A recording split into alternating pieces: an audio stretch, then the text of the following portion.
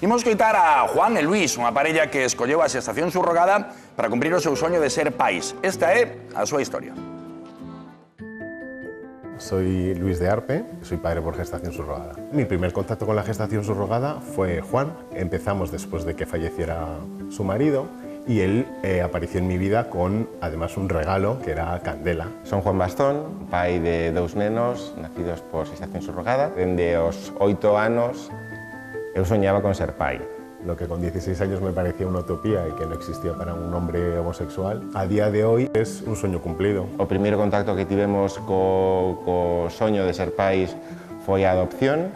O meu home dixo que non era para él. Cada un ten as súas prioridades, non? As alternativas que había por aquel entón era a posibilidade de facer xestación subrogada na India ou en Estados Unidos. El proceso de la India fue el primer contacto de Juan con la gestación subrogada. Un poco oscuro todo, opaco. Nosotros con Nidia tenemos un trato desde el día cero. Hai dúas mulleres que interveñen neste proceso, non? A doante de óvulos e a que doa a súa capacidade de xestación. La gestante no puede compartir carga genética con el bebé que gesta. E interveñen tamén abogados, axencias que evalúan as mulleres que se postulan como candidatas a ser xestantes. Teñen que ser nais de nenos vivos, teñen que ter capacidade económica, teñen que ter unhas medidas sociais acordes coa realidade de onde viven, sen ningún tipo de opresión nin machista, nin económica. A clave está na información de todas as partes. Te tienes que informar y saber que detrás de estos procesos existen personas que sí harían eso por un hermano, un primo, un amigo. Yo no quiero que mi hijo nazca de una explotación, yo no quiero que mi hijo nazca de una compraventa, de una transacción económica, ¿no? Eu creo que nun mundo totalmente civilizado, onde as mulleres son totalmente libres, poden decidir en un momento dado axudar a xente do seu entorno a poder construir as súas familias. Moi boa tarde, xa estamos na compañía de Juan Bastón, que parella de Luis de Arce, que os coitábamos tamén neste vídeo. Os dous sempre, como nos contaban, desexaron ser pais e optastes por la xestación subrogada. Considerastes a adopción, pero a desbotastes, non? Por qué? Sí, eu sempre quixen ser pai, dende que era moi neno. Daquelas, a única forma que eu vía de ser pai, máis alá da biolóxica, era a adopción. É verdade que naquela época a adopción internacional estaba como moi en noticias, estaba moi de moda, toda a xente iba a China, a Rusia a adoptar nenos. Parecíame como algo factible que no futuro, aparte da posibilidade de ter fillos biolóxicos, puidera adoptar. Pero a realidade é que cando o plan saiu, non? Agora queremos ser pais, empezamos coas charlas, co proceso de atender as servicios sociais, o proceso que a Xunta ten para a adopción, non parecía tan fácil, non? Primeiro en España a posibilidade de adoptar nenos bebés, Sí. Non é algo que ocurra dun día para outro, xa nos dicían que mínimo 8 ou 9 anos. 8 ou 9 anos de espera. De espera. E se todo iba ben, non? Non pode haber ningún tipo de corte na relación familiar, ningún trauma, nada que poida afectar o proceso, senón empezas de cero. Vale. A adopción internacional naquel entón estaba como moi vetado, sobre todo para parexas gays, a 3-4 países. Aínda así, era moi difícil poder adoptar un bebé. Porque tiñades claro que tiña que ser un bebé, non queríades adoptar outro cativo. Podería ser outro cativo, pero se é internacional é máis difícil, non? Porque xa está a barreira do idioma, a barreira de cambiar de país, de realidade. Nós temos un traballo e tamén temos que ser conscientes de que o que vas a integrar no teu fogar é un neno, non é unha planta, é alguén que xa ven coa súa pequena mochila e ti tes que estar preparado para as necesidades dese neno. E non é o mesmo integrar un bebé que integrar un neno que xa ten certo coñecemento, ten a súa realidade, e a verdade é que o que nos dicía a Xunta era que case que era mellor que nos separáramos e nos divorciásemos e intentar unha adopción internacional separados e despois adoptar en España máis que adoptar como parella no estranxeiro. Esa saída non vos convenceu. Non, para nada. Non. Eu tiña moi claro que algo tan importante na vida dunha persoa non pode empezar por un engano. Non? Entón, eu tiña moi claro que o proxecto máis importante da miña vida tiña que ser limpo. Eso sí que chama atención, ¿no? Que sendo unha familia monoparental tiveses, bueno, vos lo decían, vos lo suxerían porque se acurtarían os prazos, ¿no? Sí, era máis sinxelo. Chama atención bastante. Sí. Non é a primeira vez que decir que tes esta experiencia de ser pai por xestación subrogada, porque ti, da tua anterior parella, que por desgraza faleceu, deixounos hai uns anos, xa és pai, non? Unha rapaza. Sí, xa vai facer este mes 12 anos. 12 anos. Naceu en Illinois, por un proceso de xestación subrogada. Por aquel entón éramos poucos os que dábamos o salto para aventurarnos a xestación subrogada en Estados Unidos.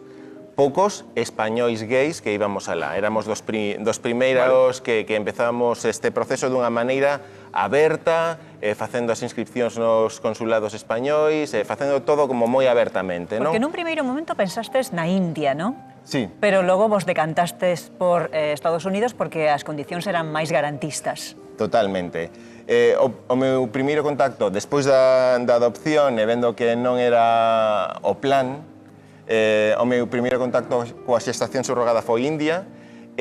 O que vin na India non era precisamente o que eu quería para min. Nin para vos, nin para a xestante. Por suposto. Isto tiña que ser ético, tiña que partir dunha relación de igualdade. Eu non digo que na India non se poida facer, pero o que eu vin nese contacto non me convenceu e non quise dar o paso ali. De feito, 2 meses despois dese contacto, pecharon a India para parellas internacionais. Entón, bueno, pois sería por algo, non? Cales son as garantías para a nai xestante que se dan nos Estados Unidos? Pois, sobre todo, a información, non? Eu creo que neste proceso o máis importante é que todas as partes estexan informados e sepan onde se está metendo. Non todo o mundo pode ser pai por adopción, non todo o mundo pode ser nai por adopción, nin xestante, nin doante de óvulos. Unha cousa é que ti, como muller, penses que podes estar preparada para xestar para outra parella, e outra cousa distinta é que despois dun chequeo da túa realidade económica, de como funciona o proceso, non esteas realmente preparada para afrontar este proceso.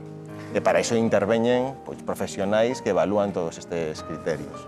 Queríanse preguntar precisamente como funciona este proceso da xestación subrogada. Vos escollestes os Estados Unidos, como funciona todo, como se xestiona?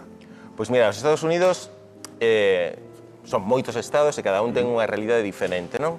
Pero os Estados Unidos é un país onde a xestación subrogada é unha realidade dende hai máis de 40 anos. Teñen leyes e saben como teñen que facer os procesos para que se manteña a ética e a igualdade entre as partes. Para min, eso era primordial. Aquí interveñen, pois, abogados, interveñen axencias, interveñen clínicas, interveñen médicos, servicios sociais. Bueno, hai moitas patas no proceso que axudan a que todo o proceso se manteña nun nivel de igualdade para todas as partes. Claro, efectivamente, pero como é o proceso? Como vos poñedes en contacto, como se pon en contacto a nai xestante con vos? Como é todo? Pois mira, o primeiro que tens que ter claro é onde o queres facer, non? Eu tiña moi claro que quería irme a Estados Unidos. Tens que facer un perfil da túa familia, de como queres criar os teus fillos, de como é a xente que te rodea, cal é o entorno, como vives ti. Despois as mulleres son as que deciden. A muller xestante escolle. Escolle, sí. Se o que ti ofreces, o modelo de familia que ti tes, é algo que lles encaixe a elas, e elas senten a motivación de xestar para ti, ese é o primeiro paso. Se despois dunha reunión xa os coñecedes, xa tedes vedes que Isto non é unha doación de sangue, dun momento, dun ratiño de 10 minutos, é algo que vai durar moitísimos anos. Entón, teñen que ter unha serie de cousas en común as dúas partes que van facer que todo o proceso fluya correctamente. Algúnha vez vos plantexaches ao longo deste proceso por que unha muller querería ter un fillo para outras persoas? Moitísimas veces. Para min son anxos caídos do ceo. A min paréceme que é irreal que unha muller podía ter tanta bondade de querer seguir dando vida máis alá da vida que xa elas crearon para a súa propia familia. A min paréceme ciencia ficción. Claro, moita xente que non o entenderá, non dirá, pois, nesta xestación crearase un vínculo afectivo, entón como logo vas prescindir desa criaturiña que xestaches, aínda que non sexa do teu propio óvulo, non? Claro, totalmente. Pero é que hai moita xente que fai cosas incribles. A min pareceme incrible como hai persoas, familias en España que poidan acoller nenos na súa casa durante anos, crialos, darlles todo o amor que pode... Sabendo que logo van marchar. Que logo van marchar. E pareceme incrible, e ocurre. Eu non estaría preparado, eu falo por min, eu non estaría preparado de estar criando durante anos a un neno, a un cativo, darlle de comer, ensinarlle cousas, e saber que un día, dun día para outro, vai marchar, e vai marchar para outra familia e ti non vas poder optar a adoptalo. Sen embargo, hai familias que teñen esa capacidade psicológica, esa capacidade de dar amor incondicional, sabendo que isto ten un fin. Eu penso que é comparable, non? É comparable como unha muller é capaz de xestar un neno sabendo que ese neno non é seu, senón dunha familia que realmente é a que está provocando que ese neno vai a nacer. Este tema é moi controvertido. Moitísimo. Porque evidentemente unha familia de acollida non é o mesmo que xestar un cativo, non? Que o teu corpo cambia, as túas sensacións cambian, estás creando unha vida, pero quero darche unha sorpresa. A ver. Temos unha chamada telefónica e imos ver de quen se trata. Hola, quen anda aí? Hola, Ui. Quen anda aí? soy María. A irmá de Juan, verdade? Sí, Moi boa tarde. buenas tardes. Que lle queres dicir? Uf, ¿qué le voy a decir a mi hermano? Pues que lo quiero un montón, que estoy súper orgullosa de él, que es muy valiente por luchar por lo que ha querido, por conseguirlo, por tener la familia tan bonita que tiene. Mi sobrina nació, mira, un año después que mi hija. Se han criado juntas. Eso es lo más bonito que nos ha podido pasar. Y gracias a alguien que les ha ayudado a ellos. Y nos ha ayudado a todos. Pois xa que na vosa contorna non tiñades dúbidas ningún de vos. No, lo teníamos totalmente claro. Y apoyó 100% desde el principio. María, o decir orgulloso que estás o teu irmán, e sobre todo mencionar a valentía, o teu irmán Juan emocionábase.